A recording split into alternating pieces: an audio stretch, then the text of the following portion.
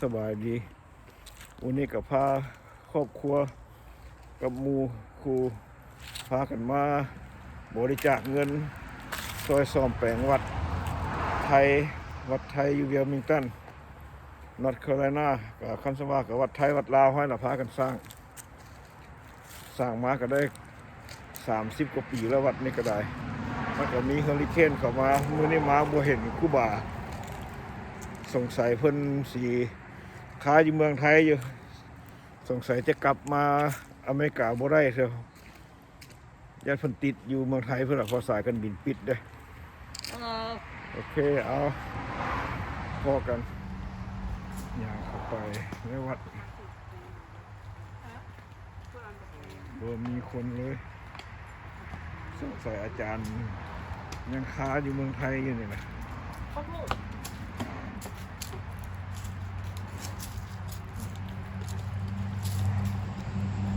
Alexi. Hi.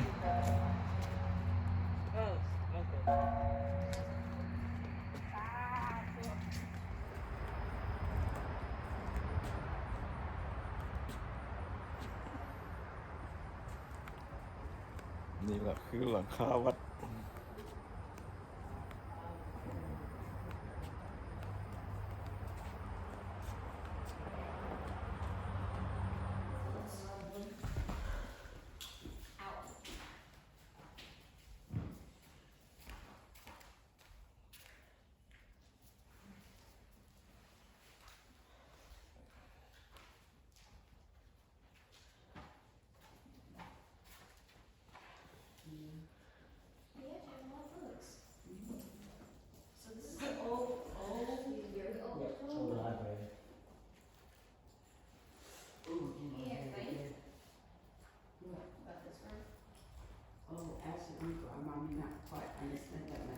Because I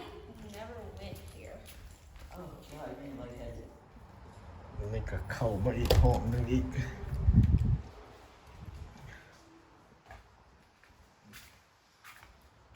ห้องในกระบวนนึงอีกก็ห้องพระอีกมีห้องสมุดอันนี้ก็ห้องพระบรรยากาศเงียบโอเคมันนกพระอยู่มีอีกองค์หนึ่งเอาจังหน่อยสิเข้าไปนกพระก็กราบพระ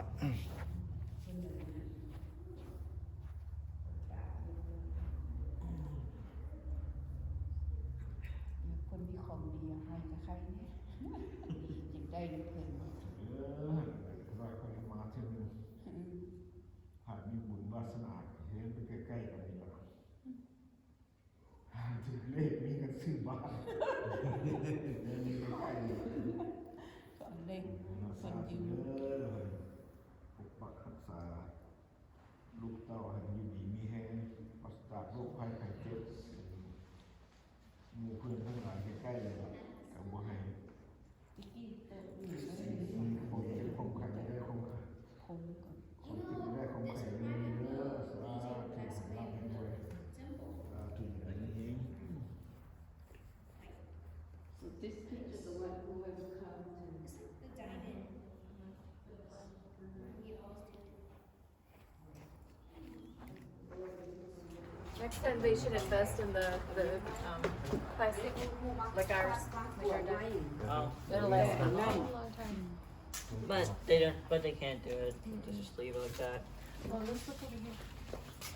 I saw the temple, or is that where the monks stay over here? That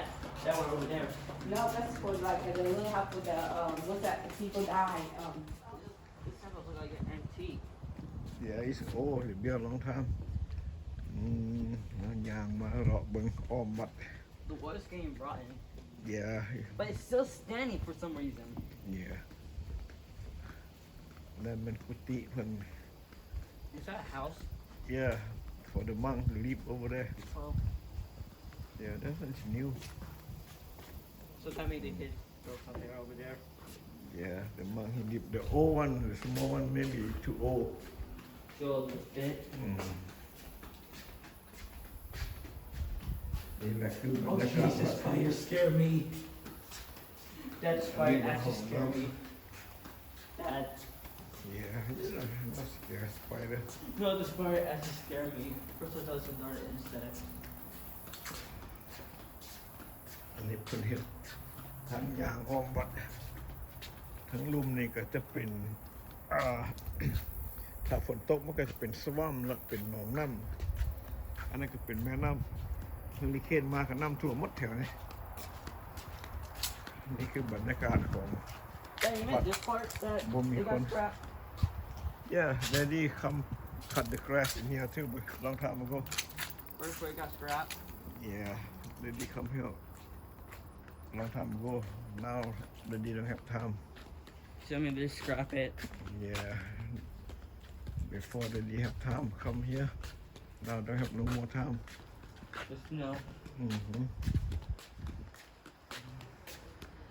นี่คือบรรยากาศอ้อมวัด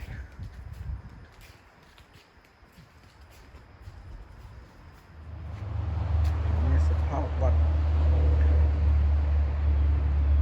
บ่มีคนอะไรแมนกุฏิน้อยเพิ่น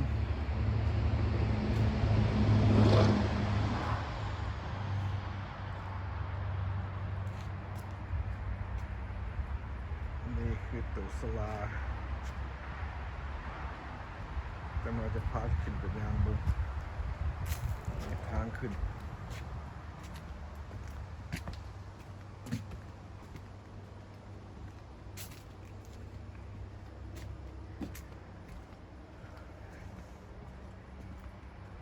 ยามเฮอริเคนมาพายุมาเนี่ยน้ำท่วมหมดแถวนี้เลยโอ้บ่มีมือนี้บ่แม่นมือวันศิลวันพระบ่นุ่มดอกบุญบ่มีคนมามีแต่คนมาเพลนแล้วก็เมื่อละวัดนี่ก็อยู่ป่า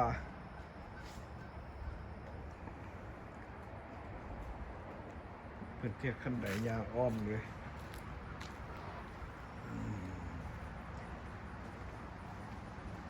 นี่คือวัดไทย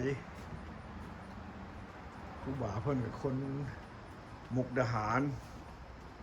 คนลาวเขาล่ะอยู่ฝั่งไทยอยู่มุกดาหารเพิ่นมาสร้างวัดนี่สองไอ้น้องเพิ่นมาสร้างเขามาหนกพระ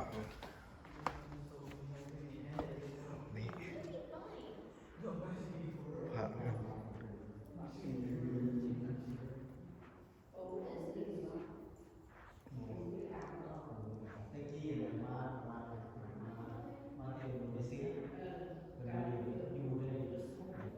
เอาบัดนี้ก็มาบริจาคเรียบร้อยแล้วบริจาคเงินซอย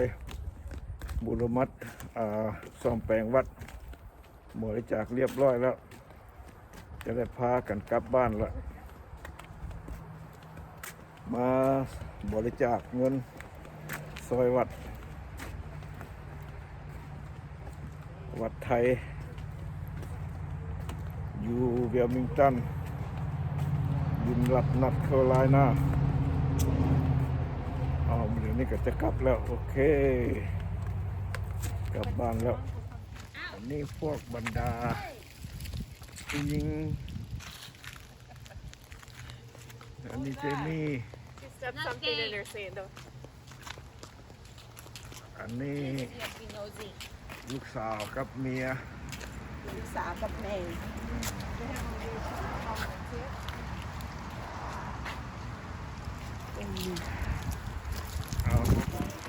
เอาจะพากันกลับเมืองแล้ว